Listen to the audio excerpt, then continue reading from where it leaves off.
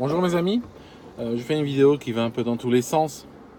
J'appuie sur REC sans vraiment savoir ce que je vais dire. Des fois je fais pas de vidéo, non pas parce que j'ai rien à dire, mais au contraire, des fois j'ai tellement de choses qui se bousculent dans ma tête que faire une vidéo c'est déjà un renoncement, c'est déjà choisir un sujet et le privilégier par rapport à d'autres. Je vais vous parler de choses qui m'ont touché ces derniers jours. Alors une première chose c'est...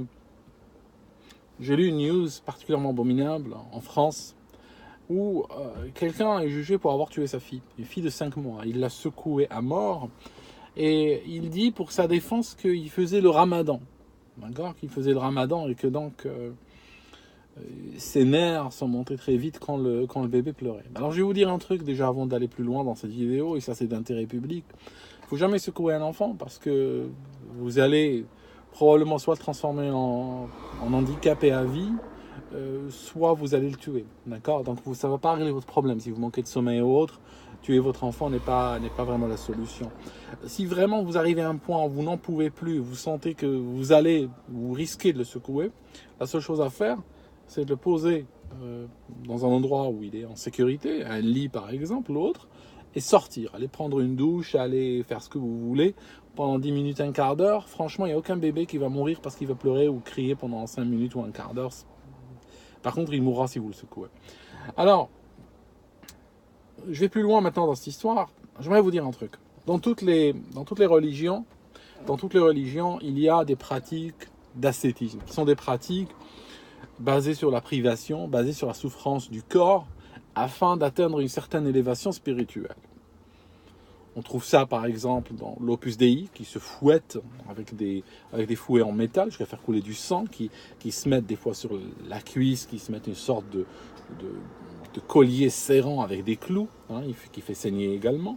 On voit ça chez des fois on voit ça aux Philippines, ou on voit ça en Amérique latine, ou des fois, à certaines occasions, quand on m'a pas qu'il y a des gens qui vont réellement, physiquement se crucifier avec le sang qui coule et tout ça. Ils portent des couronnes en épines. On voit chez les chiites qui se fouettent sans arrêt, à certaines occasions. On voit chez les soufis, qui aussi ont une vie basée sur la privation. On voit cela dans les religions du sud-est asiatique également. Je parle de l'Inde et plus loin, donc avec des pratiques parfois extrêmement pénibles, où des gens doivent des fois faire un jeûne de plusieurs jours jusqu'à une semaine, et en plus de cela, pas dormir, pas se mettre par terre et dire je dors, laissez-moi. Non, c'est quelque chose, une pratique qui est en plus assortie d'un certain nombre de défis, comme aller dans une montagne, faire un chemin, transporter des trucs, un truc de malade, un truc de ouf. Et je vous assure que le gars, il dit pas, ou il n'agresse pas les gens dans la rue en leur disant vous m'insultez, vous êtes en train de manger, d'accord. Il est spirituellement au-dessus de cela. Pour la majorité des gens, ce genre de pratiques ne font aucun sens, parce que spirituellement parlant, pour pouvoir atteindre une élévation, il faut déjà à la base être un VIP en termes spirituels. Et la majorité des gens, je peux vous le dire, la majorité des gens, je m'inclus dedans, n'ont pas le niveau spirituel qui leur permet de bénéficier de telles pratiques. Donc pour la majorité des gens, ces pratiques n'ont strictement aucun sens. Alors, problème de la société de laquelle je viens. Donc je parle de la société qui se dit arabo-musulmane. Et conséquemment, les projections de celle-ci. Les projections, ça signifie les communautés immigrées, qui sont issues de l'immigration, mais qui viennent à l'origine de ces pays. Ils souffrent exactement des mêmes maladies. C'est que elles sont rentrées dans une hystérie religieuse. Quand on regarde au fond dans ces sociétés, très souvent il y a énormément de corruption. Par exemple, en Algérie, la corruption, c'est la norme. Il n'y a personne qui ne prend pas ou ne paye pas. C'est la norme. C'est des sociétés qui ont énormément de... Il y a une criminalité, le vol, l'abus de confiance, l'abus de faiblesse. C'est des sociétés où pratiquement le chien mange le chien, comme on dit en anglais. On a beaucoup de gens qui réellement beaucoup de gens, et je dois le dire, je suis triste de le dire, beaucoup de gens qui sont sans foi ni loi, mais avec un vernis extrêmement fin de religion et de superstition, afin de se montrer, ils croient que quand ils disent qu'ils sont musulmans, ils ont tout dit. Alors qu'en fait, il n'y a rien derrière en termes de substance. Et cette société-là, par son hystérie religieuse, commence à prendre des pratiques ascétiques, hein, comme celle du jeûne du Ramadan, qui en fait partie. Et le jeûne du Ramadan, normalement, c'est quelque chose qui aurait dû bénéficier qu'à un pourcentage extrêmement faible de la société. Je ne parle même pas d'1% de gens. Et là, elle devient une tare sociale parmi tant d'autres, parce que ça devient une occasion de contrôle social, ça devient une occasion de se montrer, parce que le problème dans la société musulmane, c'est que nous avons plein de capots, hein, chacun est un capot, et chacun a des capots qui le surveillent. Donc chacun a sa vie qui est exposée à l'humanité entière, qui le surveille, et lui a le droit de surveiller les autres. C'est une société qui est complètement hystérique par rapport à la religion. Donc, on arrive à des masses de gens qui font du jeûne, des masses de gens, c'est pas possible, des hommes, des jeunes, des vieux, des femmes, des enfants, des gens malades. Il y a des gens malades qui refusent leur traitement à l'hôpital. Je veux dire, ça n'a aucun sens.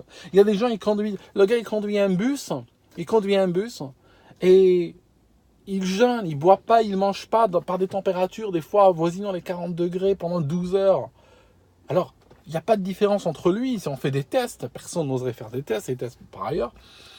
Mais si on fait ces tests, il n'y a pas vraiment une différence entre lui et quelqu'un qui boit une bouteille de rouge et qui va conduire. En termes de réflexe, bien sûr, le gars, si vous lui demandez, il va vous dire « Ouais, mais non, j'ai l'habitude, je sais, mais je connais beaucoup d'alcooliques qui vous disent « J'ai l'habitude, je tiens l'alcool. Hein. » C'est exactement le même discours qu'on retrouve.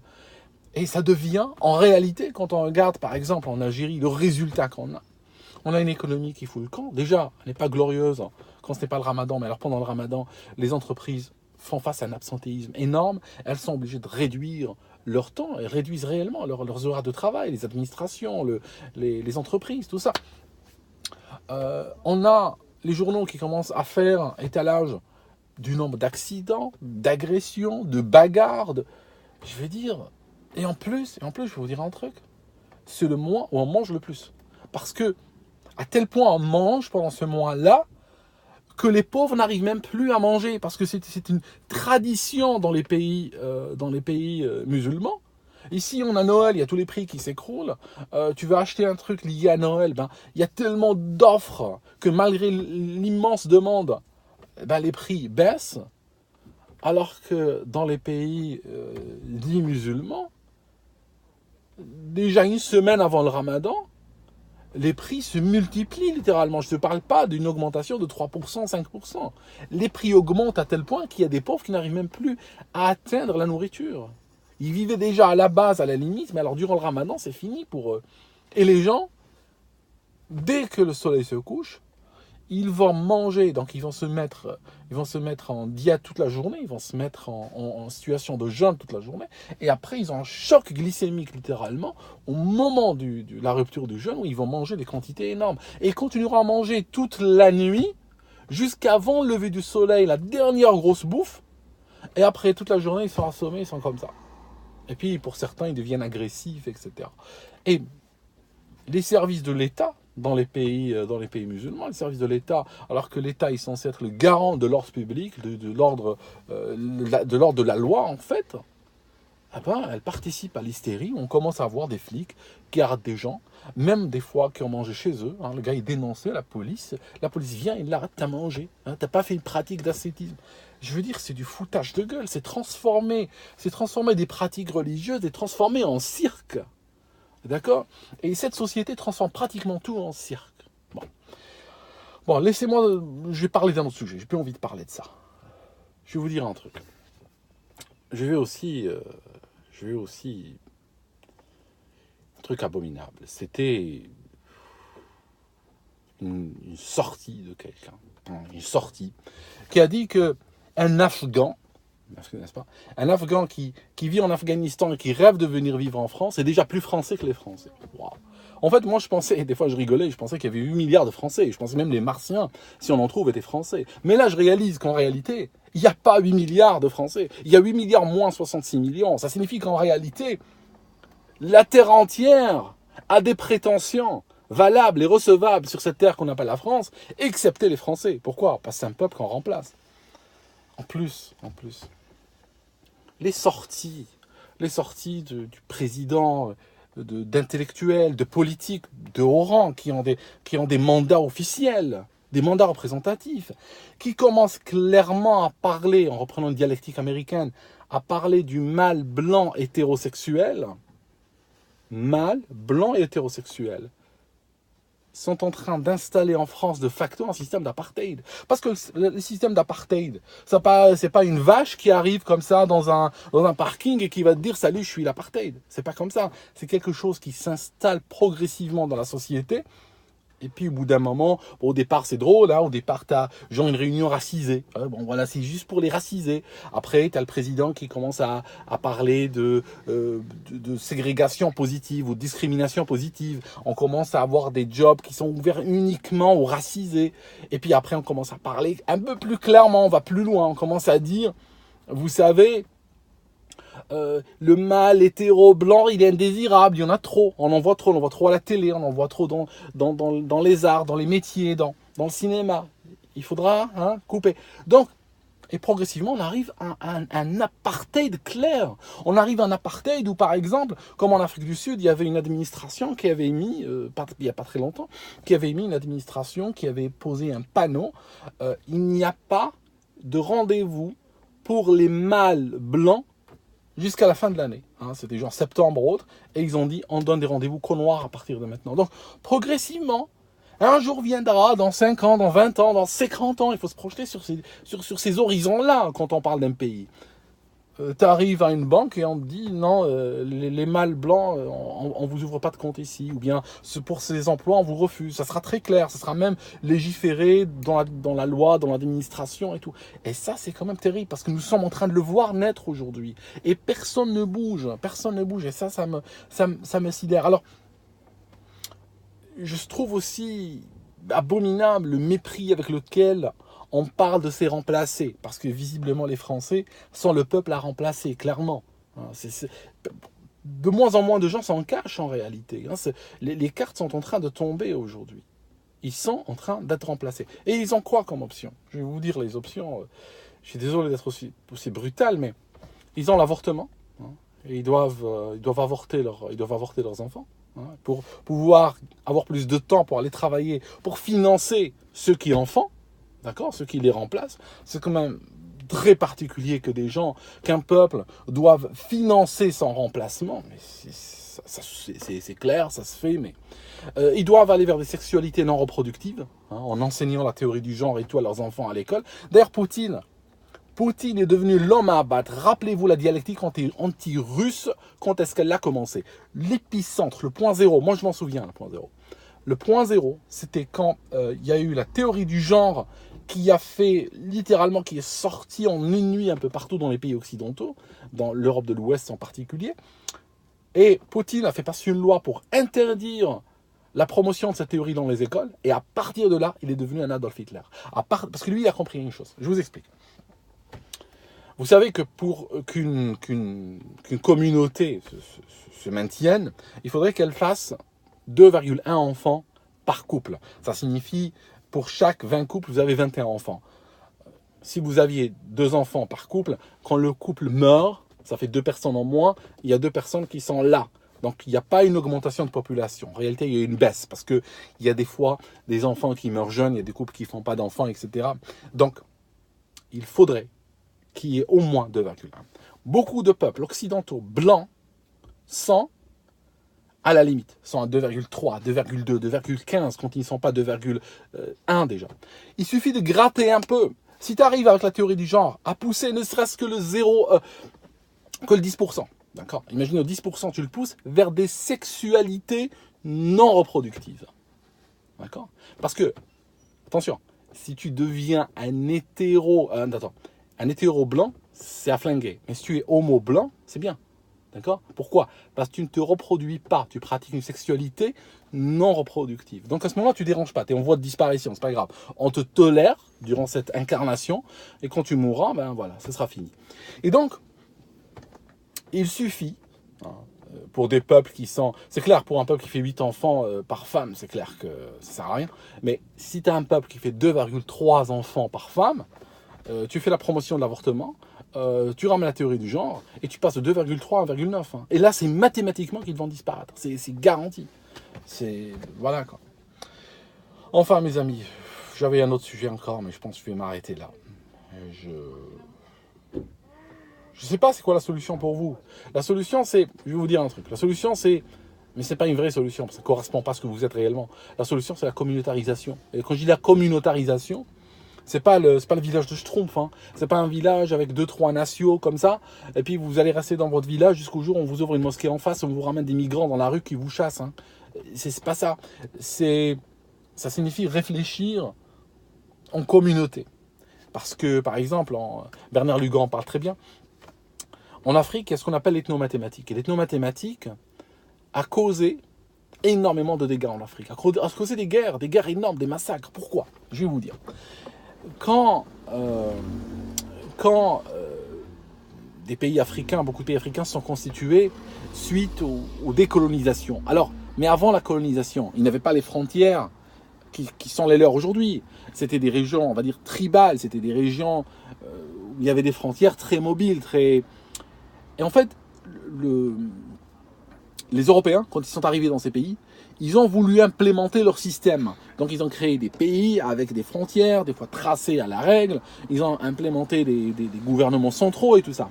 Mais ils ont fait fi, ils ont ignoré les lignes ethniques. Parce que pour eux, ça n'existe pas. Ils n'ont pas de sensibilité ethnique, les Européens. Et donc, ils ont mis des fois dans le même pays des ethnies différentes. Alors, est arrivé ce qu'on appelle l'ethnomathématique. Ça signifie, vu qu'en Afrique, nous avons, je m'inclus dedans, nous avons une très forte sensibilité ethnique qui passe avant tout, donc, que se passe-t-il? Si vous avez un peuple constitué d'une ethnie à 60% et l'autre à 40%, eh ben, celle qui est à 60% aura toujours, c'est elle qui aura le dernier mot. Pourquoi? Parce que chaque fois qu'il y a un homme politique qui arrive, les gens votent par rapport à son ethnie. Ils ne votent pas par rapport à son programme politique. Ils votent par rapport à son ethnie. Donc, celui qui a la plus forte représentativité ethnique, il passe, peu importe le programme.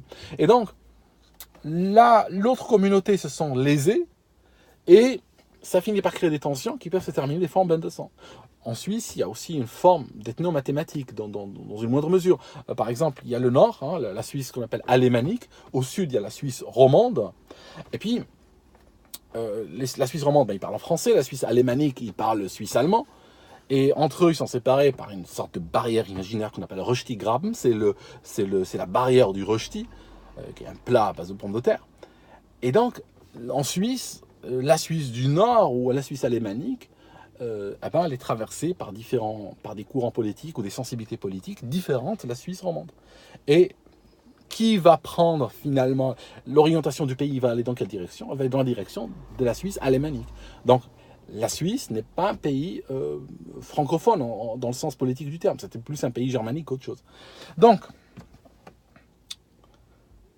la France, par exemple, l'Angleterre aussi, la France se retrouve dans une situation d'ethnomathématique, peu importe comment elle y est arrivée. La France, c'est pas un pays qui est né d'une décolonisation sauvage qui a enfermé des peuples différents sur la même terre. Elle n'est pas née comme ça. Elle est née autrement.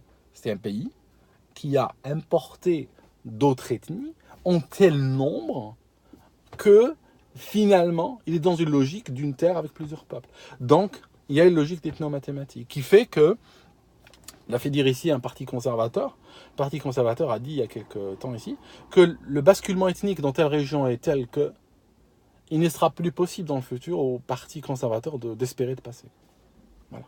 Très clair constat. En France, c'est pareil. Ça signifie que le basculement ethnique est tel que, à terme, ça sera plus possible de passer aucun parti qui a la moindre sensibilité nationaliste, le moindre parti qui veut protéger le mâle hétéro-blanc, c'est fini. le mâle hétéro-blanc, et comme je vous ai dit, se métisser, dans le sens offrir ses femelles à des gens racisés, hein, c'est clair, d'ailleurs c'est ce qui est promu dans les livres, dans la publicité, etc. Vous ne verrez jamais ce qu'on appelle une femelle racisée avec un mâle blanc, ça n'existe pas. La promotion qui est faite et la seule vision politiquement correcte, c'est le mâle blanc, hein, qui laisse la femelle blanche, hétéro, aller avec des racisés. On fait la promo de cela de manière très claire et nette. J'ai partagé l'autre jour sur Twitter un dessin qui vient d'un livre pour enfants. Une rousse, hein, sur un noir. Je veux dire, c'était un dessin pornographique déjà à soumettre aux enfants, mais en plus, ce qu'il y a derrière, et le gars n'avait même pas enlevé sa casquette, hein, juste pour le détail qui tue. L'avortement, hein, l'avortement, j'en parlerai, ça mérite une vidéo à part, mais l'avortement promu chez les blancs hétéros, la théorie du genre et la promotion des sexualités non reproductives, puis vous avez un génocide, c'est tout. Hein. Vous avez un génocide, c'est mathématique. Hein. Ils vont pas vous tuer, vous emmener dans des camps et vous gazer et tout ça. C'est pas aussi, ça se fait pas de nos jours. Mais délicatement, doucement, vous voyez la courbe, vous allez terminer dans une minorité sur une île de la taille de Fort Boyard. Quoi. Et puis les gens payeront pour aller vous voir, hein, pour aller voir les derniers représentants. Hein. Enfin, je voulais terminer cette vidéo il y a très longtemps et je continue à parler. Et plus je parle, plus je dis de choses. Il faudrait que j'arrête. Allez, à bientôt mes amis.